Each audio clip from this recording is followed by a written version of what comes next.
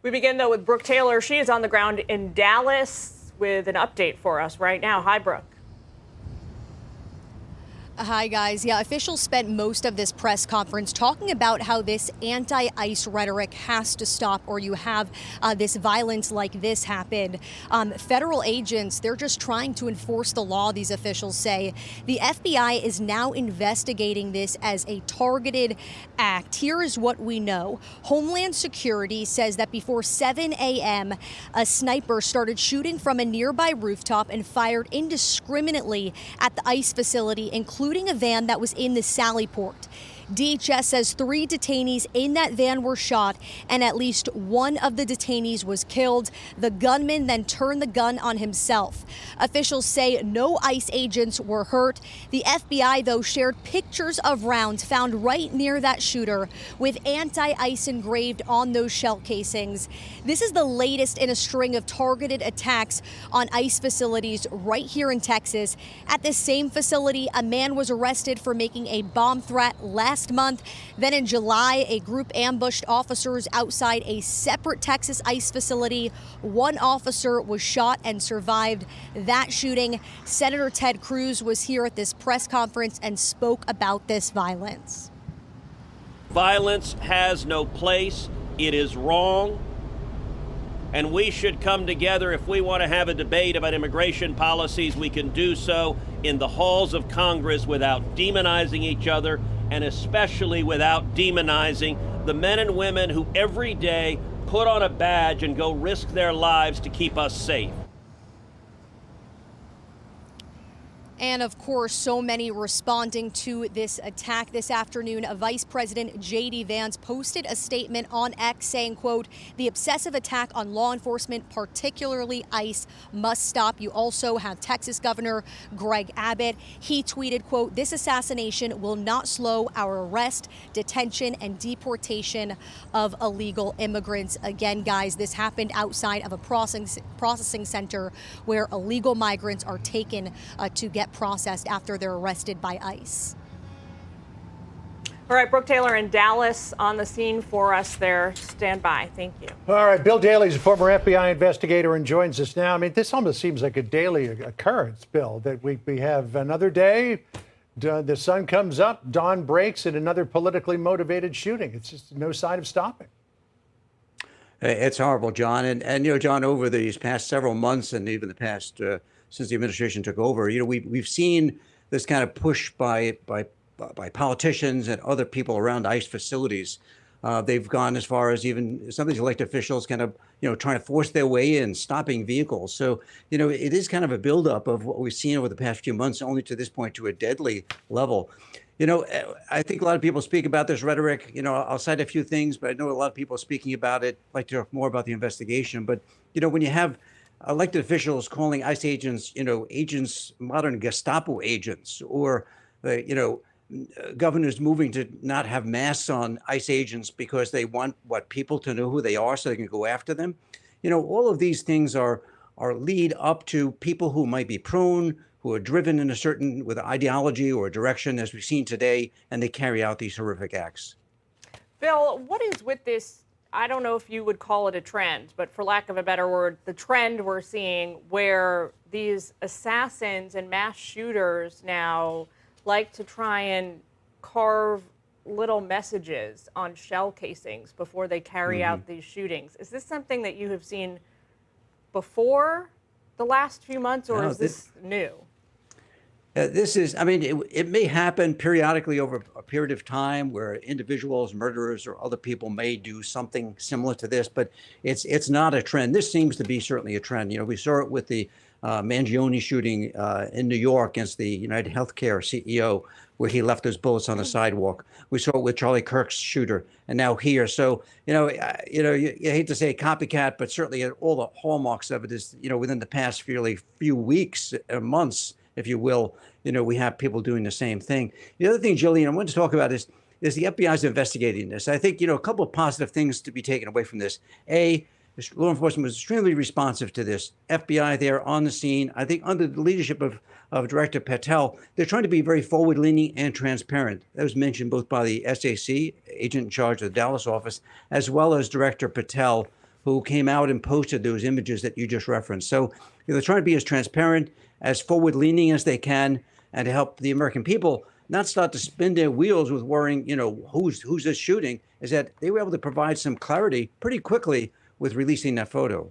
I want to come back, Bill, to this idea, the rhetoric. This is Joshua Johnson, who's the I.C.E director there in Dallas. Here's what he said a little more than an hour ago. This is the second time I've had to stand in front of you and talk about a shooter at one of my facilities. And I think that the takeaway from all of this is that the rhetoric has to stop. There are people out there who are seeing what is being placed online, and they're coming and they're doing acts of violence against ICE employees. We should mention that there were the shootings at ICE facilities in Texas not long ago. Add to this. And then you have the shooter, who sources identified to Fox News as 29-year-old Joshua John. We're trying to find out more about this individual who takes a gun. Looks like, according to the stripper clip that we saw a picture of posted by the FBI director, that it was just a typical hunting rifle with a capacity of 5 cartridges. Takes that weapon, aims it at the ICE facility, starts firing at will, and then takes their own life. And is it this rhetoric that people just keep doubling down on that suddenly causes someone to snap? With kind of borrowing a little bit from my behavioral analysis friends, you just don't know what reaches a individual and what breaking point they have. And although many people can kind of, flick this rhetoric off as being just that, political rhetoric, it does affect a number of people. And I think today, John, with all of the various sources that people are getting information, or ones they maybe want to lock themselves into with regard to social media or news outlets, and they're hearing it over and over again, the fragility of people where they are at any particular moment may lead them to commit one of these acts. But the other thing, too, John, as we look into this investigation, and the FBI is doing this right now, is to find out, where did this person, where were they getting this information from? Where was he being, if you want to call it, kind of radicalized to conduct one of these acts? Who was he around? Was he talking to other people about this? It's the same thing they're going through right now, still on the heels of the investigation of the Charlie Kirk assassination, is to find out who else might be in the orbit of this person who may have either encouraged, provided information, in any way knew about these plans and didn't come forward. So, there's still a lot of stones to be turned over in this investigation. We've been talking a lot on this channel, Bill, this week about mask mandates for ICE officers. A new rule proposed and put forward by Governor Gavin Newsom. Take a listen to what he said on Saturday. I want to get your response. I'll be signing a bill, the first in the nation, saying enough. ICE, unmask. What are you afraid of? What are you afraid of?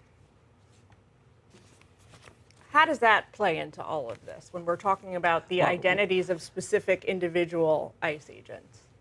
Yeah, well, I can tell you what they're afraid of. They're afraid of something that occurred today, and they're afraid of something that may happen to them or their families if they're identified. We're not talking about normal, everyday police operations where people in patrol cars or FBI agents are out there conducting, everyday activities. But when they're involved in these more contentious issues, which seem to be in certain locales more contentious than others, is they're very much concerned about their well-being and safety of themselves and their families, who may come under attack. Could be everything from people showing up at their doorstep, very easy today, a couple of clicks away, you can find out who somebody is by an image and therefore where they live. So those are the things people are concerned about. So I mean, you have to really, when the governor says that, you have to say, well, what is he then saying? He's saying that it's okay for all these people to then be further exposed because they're carrying out their duties as sworn law enforcement officers of this country, carrying out the laws have been prescribed by Congress. So, I mean, I think we have to take a look at that very sobering. The other thing, Jillian, is that, with a lot of the talk about, people having due process. Well, today, two of these people who are being just detained are denied their due process because they've been killed. Right. So when you flip that around, you have to say, what is really happening here when someone's willing to take not just someone's life, if the intention was to take an ICE agent's life or ICE agent's life, but also the due process of those people who are just being detained. They've not been convicted, and there's been no other specific allegations lodged against them, and their due process now has halted. Yes, you have a gunman who allegedly was anti-ICE by the inscribings on the cartridges, the shell casing, and it ended up that it was detainees who died here. Exactly. You mentioned this idea of risk and danger for agents who go out there every day, and they are just merely carrying out the laws of the United States of America. We heard personally from one of them back in July on Martha's show, The Story. Her name is Selena. Listen to what she told us. I'm very proud to say that I work for ICE, and to have to take off my polo or, hide behind so that way my family is not put in danger or my colleagues are not put in danger. And I'm very, like I said, proud to work for ICE and to have to kind of put my polo down or my badge away for the safety of us. So she says that when she's not on the streets there doing her job, she's got to go unidentified because of the potential risk to her or her family. Exactly right, John. And it all ties back to what we first started speaking about. It's this rhetoric. It's when elected officials are out there on national television saying that, these ICE agents are modern day Gestapo. Well, what are you supposed to do? I mean, if somebody heard that, during World War II, what are they inclined to do? They act out. And so, by using those words and describing people in a fashion who are law enforcement officers of the country sworn to uphold the current laws of our country, not being guided by politics here, but by the law. And they very much concerned about their safety. And it makes sense that they need to protect themselves. So, I hope there's superseding federal statutes that will allow for all these federal officers and ICE agents to continue to cover themselves in states like California and other jurisdictions where they need to do it. All right, Bill, we're going to leave it there. Thank you so much for taking time with us on this story. We appreciate it. Thanks, Bill. You're very welcome. Hey everyone, I'm Emily Campagno. Catch me and my co-hosts Harris Faulkner and Kaylee McEnany on Outnumbered every weekday at 12 p.m. Eastern, or set your DVR. Also, don't forget to subscribe to the Fox News YouTube page for daily highlights.